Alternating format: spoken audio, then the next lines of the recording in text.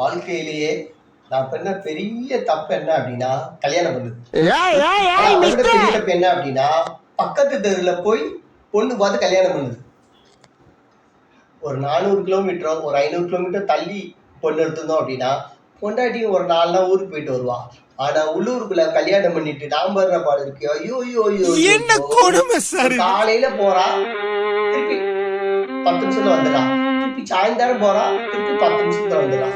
நாம் வர்ற பாடு இருக்கு. ஐயோ ஒரு 2 நாள் ஃப்ரீயா இருக்கவே முடிய மாட்டேங்குது அவளால. 3 days later. ஏங்க சென்னைக்கு 3 டிக்கெட் போட்டு விடுங்க. கடவுளே, வாழ்க்கையில நான் நினைச்சது நடந்துருப்போம். 3 டிக்கெட்டு. என்ன எங்க பெரியம்மா பெரியப்பா இன்விடேஷன் வச்சுட்டு போனாங்கல்ல. ஆமா எங்க மாமாங்க. இவன் தான் உங்க மாமனா? எங்க வேலை பாக்குறான்? பண்ணி வைக்கிறார். பின்ன இவன் ரேஞ்சுக்கு இந்தியன் பேங்க்லயே வேலை கிடைக்கும். எங்க குடும்பம் மேரேஜுக்கு நானும் பிள்ளைங்களும் போயிட்டு வர்றோம். நீங்க இப்பதானே லீவ் எடுத்திருக்கீங்க.